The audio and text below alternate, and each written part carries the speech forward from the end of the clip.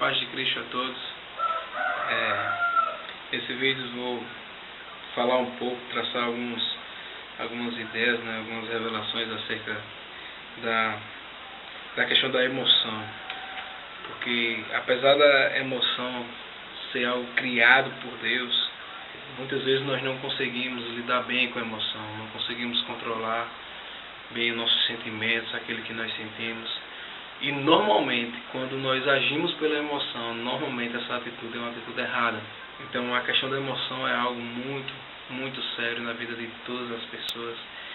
E eu queria traçar um ponto específico acerca da emoção, que está no livro de Hebreus, na carta de Paulo aos Hebreus. Crendo, que foi Paulo que escreveu aos Hebreus, capítulo 6, a partir do versículo 16, diz assim: os homens juram por alguém superior a si mesmos, e o juramento confirma o que foi dito, pondo um fim a toda discussão.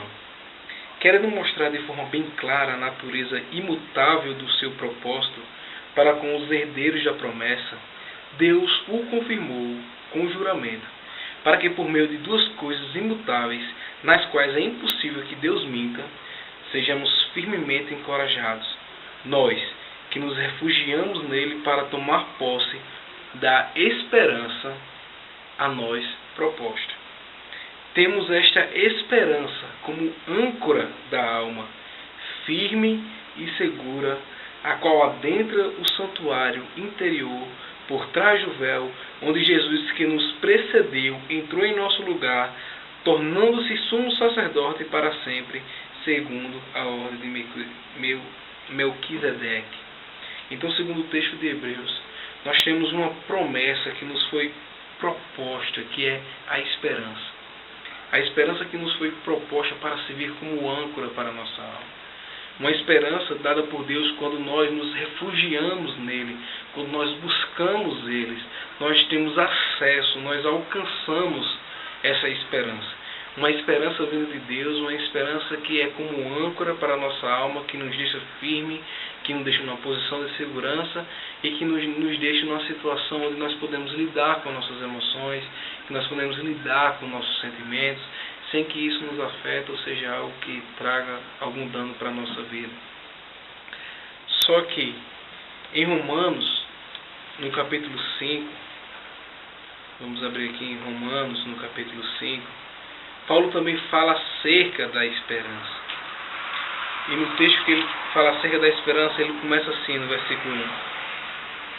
Tendo sido, pois, justificados pela fé, temos paz com Deus por nosso Senhor Jesus Cristo, por meio de quem obtivemos acesso pela fé a esta graça, na qual agora estamos firmes, e nos gloriamos na esperança da glória de Deus. Nós nos gloriamos na esperança da glória de Deus.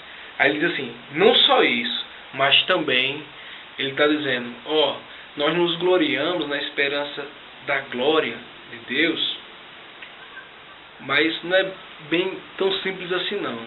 Porque nós começamos a nos gloriarmos nas tribulações, é o que ele diz.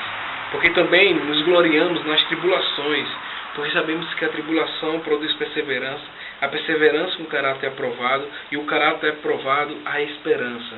E a esperança não nos decepciona, porque Deus derramou seu amor em nossos corações por meio do Espírito Santo que Ele nos concedeu.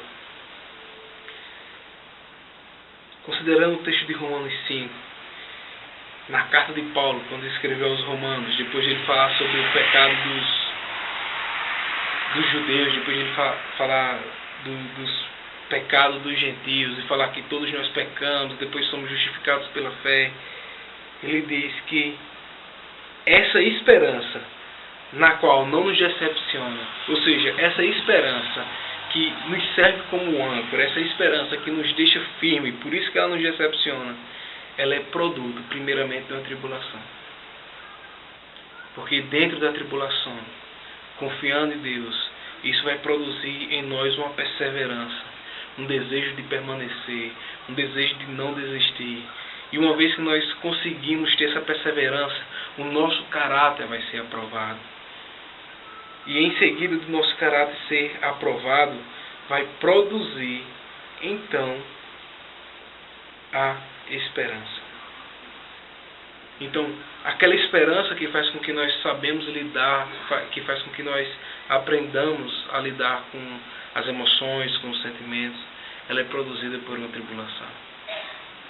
E esse é um ponto que nos deixa um pouco confuso, porque normalmente, o que é que nós esperamos para que a gente possa lidar com as emoções? Nós esperamos um cenário favorável, onde não existe nenhum problema para se resolver, onde não existe nenhuma dor envolvida nessas coisas. É isso que nós esperamos, a nossa expectativa de que quando tudo estiver bem, quando tudo estiver ok, é aí que nós vamos conseguir lidar com as nossas emoções. E usando o texto de Romanos capítulo 5, fica bem claro que a esperança ela é produzida por uma tribulação. É por isso que Jesus falou que nós teríamos tribulações, nós passaríamos aflições. Porque é dentro das aflições que nós crescemos. É dentro das tribulações que nós conseguimos alcançar uma perseverança, alcançar um caráter provado e alcançar essa esperança que nos deixa firme, que nos deixa seguro, que não nos decepciona. É tão isso que em Romanos 8, a partir do 31, diz assim: o que diremos, pois, diante dessas coisas? Se Deus é por nós, quem será contra nós? Aquele que não poupou seu próprio filho, mas o entregou por nós, como não nos dará juntamente com ele e de graça todas as coisas? Quem fará alguma acusação contra os escolhidos de Deus? É Deus quem os justifica. Quem os condenará? Foi Cristo Jesus que morreu e mais, que ressuscitou e está à direita de Deus, e também intercede por nós. Aí, quem nos separará do amor de Cristo? Preste atenção. Será a tribulação que nos separa? Ou angústia, ou perseguição, ou fome, ou nudez, ou perigo, ou espada? Como está escrito: por amor a ti enfrentamos a morte todos os dias, somos considerados como ovelhas destinadas ao matadouro. Mas, em todas essas coisas, nós somos mais que vencedores por meio daquele que nos amou. Nós gostamos muito de falar esse texto. Somos mais que vencedores. Nós somos mais que vencedores. E normalmente, quando declaramos isso, no nosso entender, no entender de muitas pessoas, está subentendido uma questão do tipo: eu sou mais que vencedor, eu não vou ter problema. Eu sou mais que vencedor, está tudo ok, está tudo tranquilo. Não está. Não é tão simples assim, porque nós somos mais que vencedores nestas coisas. E quais são estas coisas que ele está falando? Tribulação, angústia, perseguição, fome, nudez, perigo ou espada. É diante dessas coisas que nós somos mais que vencedores.